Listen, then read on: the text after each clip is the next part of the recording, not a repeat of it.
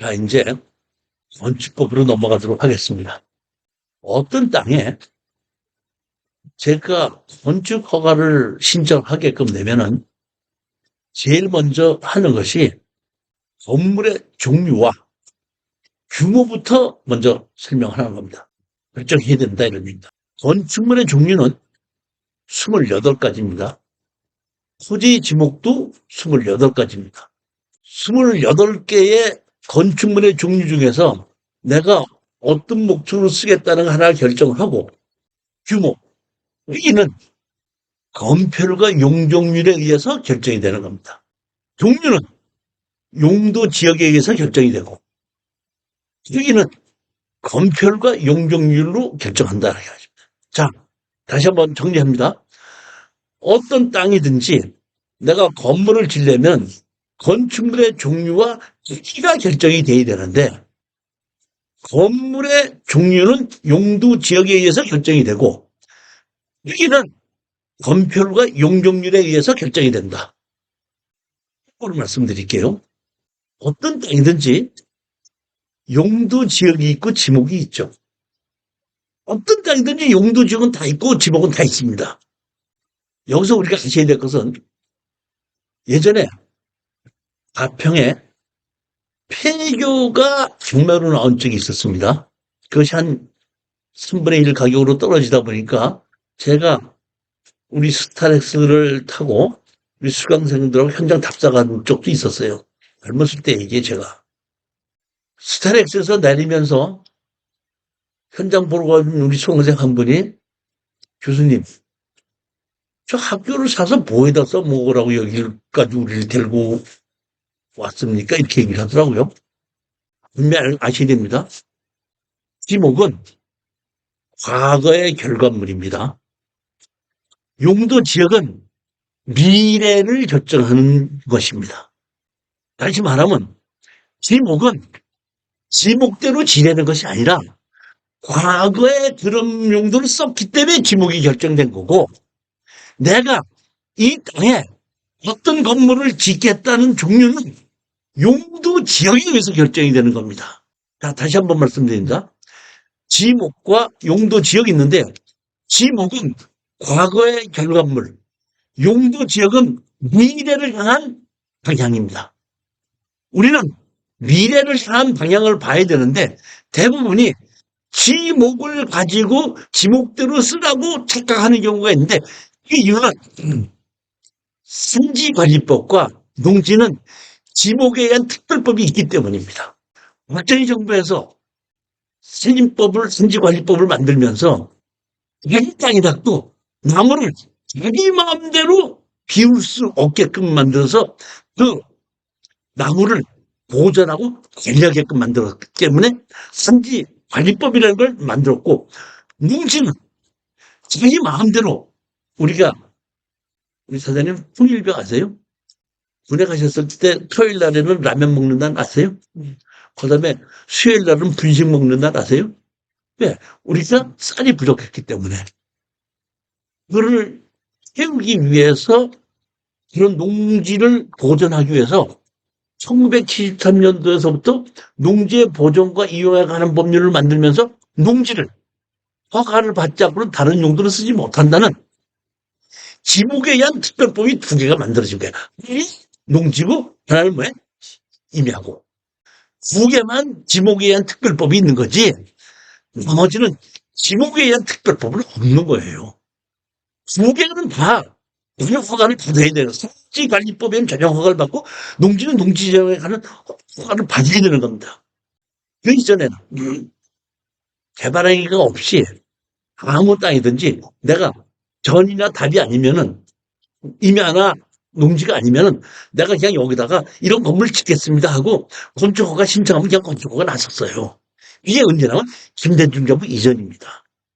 그랬는데 박정희 정부에서 농지와 임야에 대한 지목에 관한 특별법을 만들어 놨기 때문에 대부분의 인식이 그 외의 지목이 28가지가 있는데도 그 나머지 지목에 대해서는 잘 생각 못하고 대부분의 땅이 농지 아니면 임야잖아요. 아니면 되지.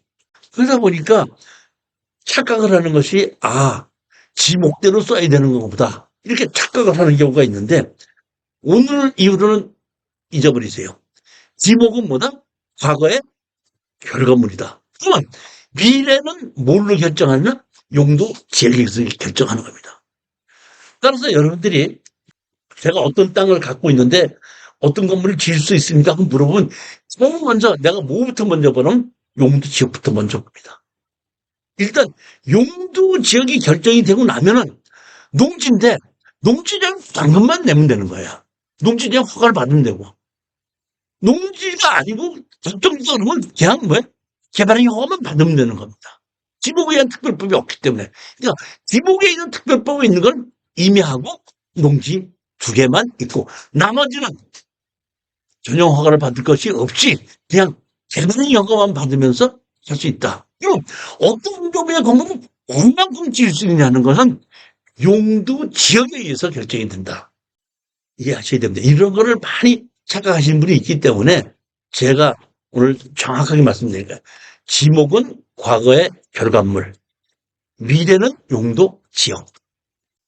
그 다음 페이지에 보시면 어떤 땅에 건물을 질 때는 건축법을 적용받아야 되는데 건축법을 적용받지 않는 건물이 있을 수 있습니다. 그게 뭐냐면 문화재 보호법에 따른 문화재는 건축법 적용을 받지 않습니다. 예전에 낙산사가 불이 났던 거 혹시 아세요? 낙산사 불이 났을 때에 새로 건축할 때 건축허가 받아서 짓지 않습니다. 문화재 보건 사업에 의해서 집을 짓는 것이 그 건축허가 받는 건 아니다는 얘기예요. 물론 건축물을 보존하기 위한 수준은 있지만은 건축 법규를 적용하지는 않는다는 얘기예요. 건폐율, 용적률, 용도지 이런 건 적용하지 않는다 이런 뜻입니다. 그다음에 우리가 기차를 만든 기차역을 만들죠. 플랫폼도 만들죠. 기차를 타기 위한 플랫폼 같은 경우는 건축법을 적용하지 않습니다. 건폐율, 용적률 이런 거 적용하지 않고 짓게끔 해줍니다. 그 다음에 고속도로 통행료, 우리 보면 통행료 내고 돈 받고 하는 데가 있는데 요새는 그것도 많이 없죠. 그냥 자동으로 다니다 보면 했는데 그것도 건축법을 적용받지 않고 컨테이너를 이용한 간이 창고는 산업 활성화에 의해서 공장 내에서는 공장에 제작하는 물건을 비에 젖지 않게끔 할 수 있지 않습니까? 보관해야 되고 그럼 건폐과 용적률을 적용하게끔 되면 집을 그런 보관을 할 수가 없을 테기 때문에 그런 경우에서 천막을 친다거나 아니면 컨테이너를 갖다 놓는 거 하는데도 건축법을 적용하지 않게끔 한다 이런 뜻입니다. 자, 제일 중요한 겁니다.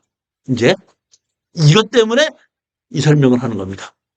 어떤 땅이든지 건물을 지으려면은 건축법상 도로가 있어야 되는 게 맞습니다. 그러나 여기 보면 동이나 읍이 아닌 지역에서는 건축법 다를 적용하는 게 아니라 44조부터 47조까지를 적용하지 않는다는 뜻입니다. 동이나 읍이 아닌 지역. 그러면 무슨 면 무슨 니겠죠. 그렇죠? 자, 그러면 44조는 뭐냐면 어떤 땅이든지 건축허가를 받기 위해서는 건축법상 도로가 있어야 된다. 우리가 건축법상 도로가 없어도 된다. 이런 거는 진입 도로가 없어도 된다는 얘기가 아니라 건축법상 도로가 너비가 4m가 되는데 4m가 안 돼도 된다 이런 뜻입니다. 못하는 경우는 안 해주는 건데 수립은 할 수 있는 땅이 있긴 도로는 있는데 너비가 4m가 안 돼도 동이나 읍이 아닌 지역인 경우에는 인정해 줄 수 있다는 뜻입니다. 45조는 많은 사람의 땅을 이용해서 진입도로를 만들 때는 사용승낙을 받아야 된다 이런 뜻이는데 사용승낙을 받지 않아도 된다 이런 뜻입니다. 자, 그러면 건축법에서 동이나 읍이 아닌 지역은 건축법 44조와 45조를 적용하지 아니한다. 이게 돼 있고 44조에 보면 뭐가 있냐면은 출입에 지장이 없는 경우 이런 것이 있습니다. 우리 사장님 한번 여쭤볼게요. 박정희 정부에서 제일 먼저 혁명을 일으키고 난 다음에 국가 재건최고 회의라는 걸 만들었던 거 기억하세요? 그러니까 대통령이 되기 전에 2년 동안에 국가 재건최고 회의라는 걸 만들어서 우리 정부를 다스렸다 이런 얘기입니다. 이때 국가 재건최고 회의에서 뭐를 만들었냐면 건축법을 만들었습니다. 1962년도에 만들어진 겁니다. 그러면 건축법이 만들어지기 전에는 건물을 지려면 건축허가 바꾸졌어요? 안 바꾸졌어요? 그때는 뭐가 있었냐면 조선시가지령이 있었습니다. 조선시가지령. 그러니까 천황폐하에 조선시가지령. 다시 말하면 지금 보면 법이 있고 대통령 시행령이 있듯이 시행령. 그러니까 천황폐하의 조선시가지령입니다. 그럼 조선시가지령이라는 이야기는 그 당시에 집을 질 때도 조선시가지령에 의해서 건물을 지어야 되는데 비도시 지역과 도시 지역을 그때 일제시대 때 만들어 놓은 겁니다. 그러다 보니까 그 일제시대 때 도시 지역에는 건물을 질 때 허가를 받아야 되고 비도시 지역이 질 때는 아무 허가 받고 자기 마음대로 줘도 됐었던 건데 그 당시에 집을 지었을 때는 기억하시는지 모르겠네. 가옥대장이라는 것이 있었죠. 일제시대 때 만나죠. 그 보면은 박정희 정부 이전에도 이승만 정부가 있었는데 이승만 정부에서는 일제시대의 법을 바꾸지 않고 그대로 쓰고 있었어요. 결국에는 박정희 정부 때에 법을 새로 다 만들어서 버린 겁니다. 저도 사실 말씀드렸지만 박정희 정부에서도 잘한 게 있고 잘못한 게 있거든요. 그러니까 무조건 잘했다, 무조건 잘못했다 이렇게 하지 말고 이런 면은 잘했고 이런 면은 잘못했다 이렇게 평가를 하는 것이 저는 맞다고 생각하는데 그 당시에 지금 40대에 정권을 잡아가지고 제일 먼저 건축법부터 만들어가지고 건축법상 도로는 3m 이상의 도로가 있어야 된다. 이렇게 만들었거든요. 왜 여기서 미만의 지역은 건축법상 도로가 없어도 인정했냐? 그 당시에 시골은 비도시 지역이었겠죠. 그럼 도로 없이도 동네가 집이 만들어져 있죠. 그런 동네가 100년이 지났어도 지금 그 동네에 그런 도로를 쓰고 있는 게 계속 있을 수 있죠. 그러니까 다시 말하면 건축법이 만들어지기 62년 이전에 이미 도로가 만들어지고 동네가 형성된 곳이 있는데 건축법을 62년대에 만들어놓고 건축법상 도로가 없고 건축법을 안 내준다면 그 옛날에 건축법상 도로가 없을 때 만들어진 동네는 다 없어지는 거야. 할 수 없이 어떻게 동이나 읍이 아닌 지역에는 적용하지 아니한다 해갖고 옛날서부터 있던 이런 도로를 보고 우리가 말하면 마을 안길 이렇게 얘기해요. 마을 안길이라고 얘기해요. 분당 공무원들이. 마을 안길이라고 얘기하면 건축법상 도로가 없고 다른 사람이 다니고 지목이 도로가 아니고 대지든지 전이든지 대지든지 이놈이 돼 있어도 순항이 도로를 쓰고 있을 때는 건축법을 적용하자고 건축허가를 내준다 이런 뜻입니다. 이게 언제냐면 동읍이 아닌 지역, 미간이죠. 무슨 면, 무슨 리 이런 경우 충분히 이해하셨죠? 그러니까 우리가 시골에서 건축법상 도로가 없고 현황에 출입도로가 있고 다른 사람 땅을 이용해서 지목이 도로가 아닌 거라도 있다고 하더라도 저기 읍면 지역이 아니다 보니까 동읍이 아닌 지역이다 보니까 이거는 그 출입에 지장이 없는 걸로 해서 건축법상 도로가 아니더라도 너리가 된다고 하더라도 실질적으로 출입만 할 수 있다면 건축허가를 내줄 수도 있다. 그러면 내줄 수 있다는 거야, 없다는 거예요. 그건 담당자의 주관입니다. 담당자가 이거는 옛날부터 마을에 있었기 때문에 이거는 관행적으로 이렇게 써왔기 때문에 어쩔 수 없이 이거는 그대로 인정해 줄 수밖에 없다. 5년, 6년 때 다시 말하면 우리가 뭐라 그러죠? 자기가 혼자서 전면에서 쓰는 땅이 있고 온 동네 사람이 다 쓰는 땅이 있을 수 있잖아요.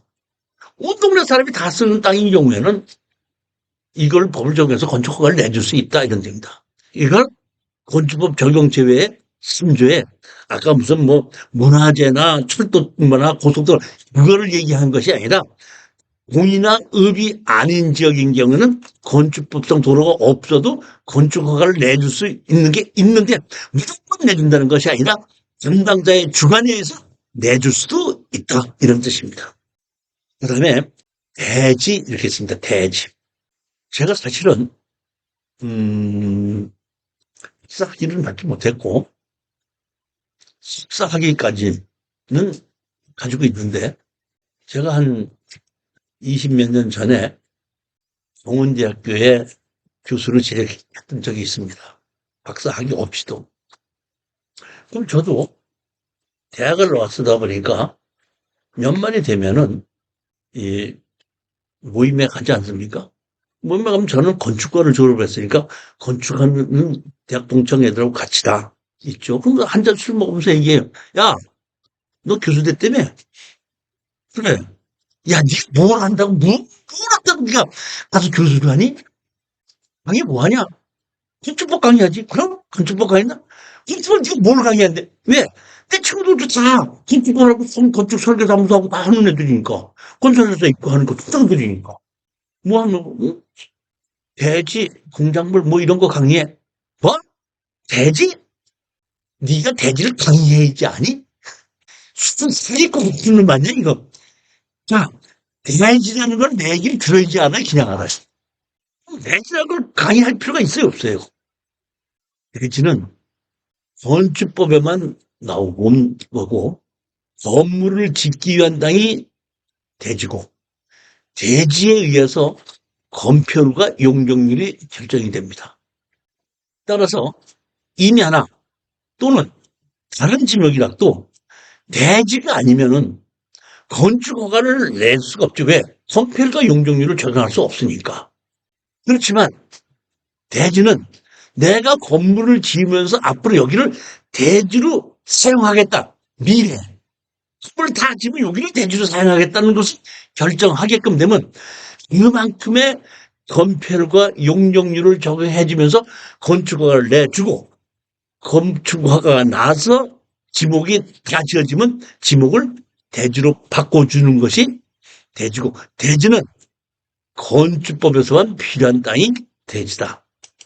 대지가 땅이 이렇게 경사진 땅이 있죠. 경사진 땅이 넓이가 100평이다 그러면 그 100평은 경사진 면적을 생각한 것이 아니라 하늘에서 내리면 수평 투영 면적이 100평인데 경사가 졌다 그러면 그만큼 면적이 더 넓을 수 있는 겁니다. 그 다음에 우리가 아셔야 될 것은 건축선이라는 것이 있습니다. 원래 보면 건축선이라는 얘기는 내 땅에 건물을 질 때 건축선을 넘으면 안 된다 이렇게 되어 있는 겁니다. 내 땅이 일부가 건축선이 정해지게끔 되면은 그 땅을 빼놓은 나머지 땅만 갖고 건폐율과 용적률을 적용하는 겁니다. 이게 건축선이에요. 그래서 예전에는 건축선 후퇴라는 것이 있었어요. 경관지구 뭐 이런 경우에는 건축선 후퇴라는 것이 있어갖고 다시 말하면 서울 시내에 있는 땅도 건축선 후퇴에서 교대 앞에 있는 땅이 내가 100평을 샀는데 건축선 후퇴 1m 그러면 1m 쭉만큼해서 한 10평, 20평을 건축허가를 못 받는다는 뜻은 내가 상당 1억 원을 주고 산 땅을 10평을 건축선 후퇴해서 못 쓰는 땅이 되는 거다 이런 뜻이에요. 그래서 사실은 그 건축선이 다 없어지고 언제만 지금 남았나 하면은 도로가 4m가 안 될 때 중심선에서 2m, 2m를 후퇴해서 강제로 4m를 만들기 위해서 건축선 후퇴라는 것이 만들어져서 남아있던 걸로 알고 있었는데 이번에 추천물건 사당동에 건물 제외 땅만 경매로 나온 곳이 있는데 거기에 건축선이 있더라고요. 2m를 뺏기더라고요. 내가 반값 이하로 떨어져가지고 내가 이거 추천해야 되겠구나 싶었는데 건축선을 내가 오래간만에 한 10년 만에 서울 시내에 있는 땅을 건축선 후퇴된 땅을 내가 이번에 처음 봤어요. 그런 것이 건축선 그러면은 건축선은 내 땅 안에 건축선이 있다는 얘기는 건축선 바깥에 있는 땅은 건축허가 시에 건축허가나 건폐율과 용적률에 적용하지 못하는 땅이다. 이름만 내 이름이고 실질적으로는 대리 역할을 못하는 땅이 건축선이다. 이렇게 아시면 됩니다.